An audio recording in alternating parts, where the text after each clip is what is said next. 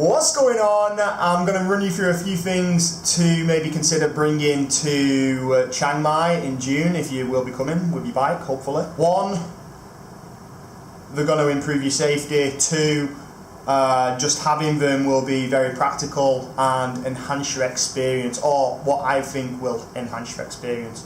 And just bringing your bike abroad in general, not a lot of people have done that, so yes, let's get started. So starting with the most important, lights. You want to be seen on Thai roads for sure. This is definitely the way to do it. Cheap set of lights, fairly bright. I mean, these are brilliant. These are Evans Cycle's own FWE lights. This particular one will clip onto your belt.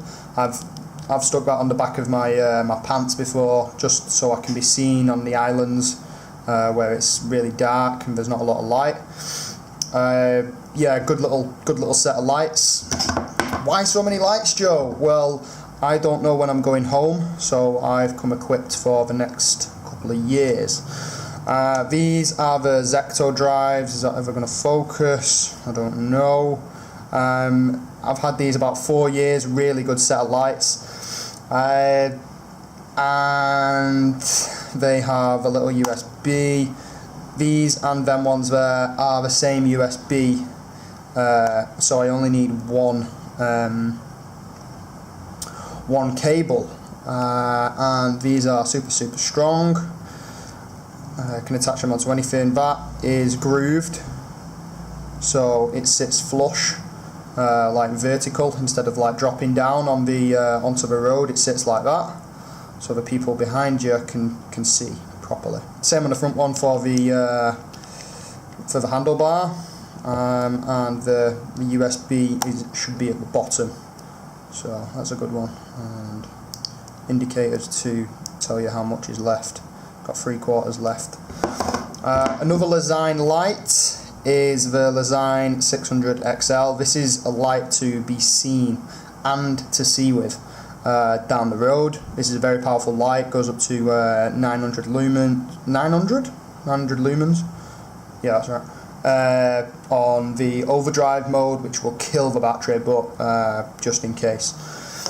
And this one was a present, Exposure Diablo MK7, very nice light. And it also has a cheeky SOS mode there. See that there? That says SOS. Just in case shit hits the fan. Yes, quick thank you to the guys at work. That is a very nice light and has got me out of the shit a number of times. Yes. Okay, next up, Garmin. This is probably one of the best products I've ever bought. I didn't go on holiday one year and decided to purchase a bicycle computer. So this is the Garmin Edge 800. I've had this coming up to 4 years now.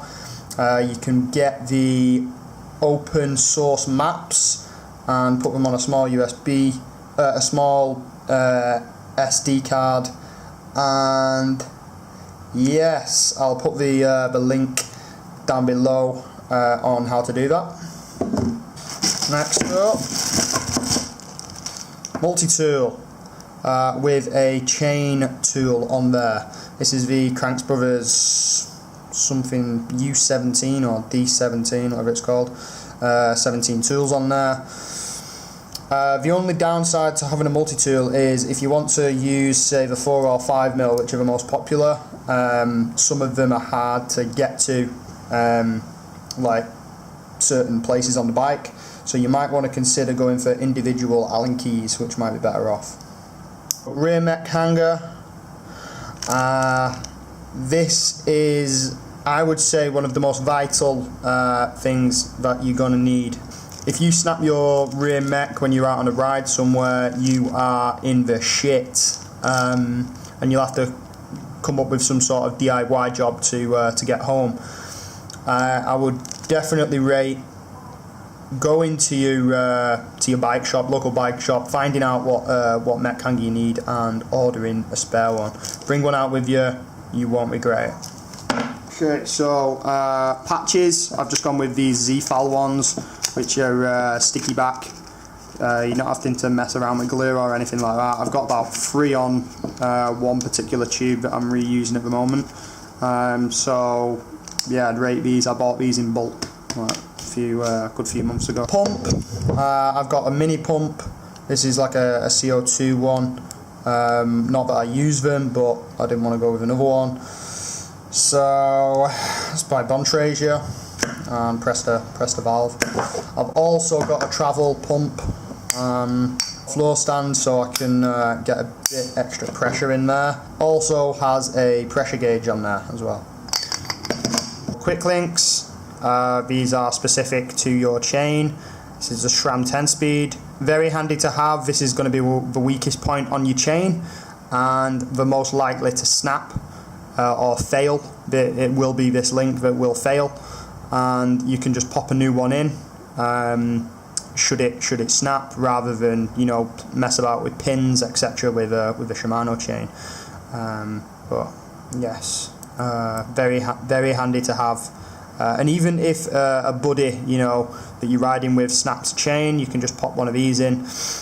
Chances are they're going to be 10 or 11 speed now, the majority of the bikes that are rolling round. So yeah, try and bring a couple with you just in case. So next up, sunglasses. I've gone with a pair of Oakleys, but you don't need to go this like spectacular. This is a prism lens, perfect for tropical regions.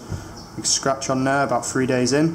Good thing about this particular one is it comes with a clear lens as well. So if you do get the really grey days, just switch it out, simple. And yeah, I can put a few spares in there as well.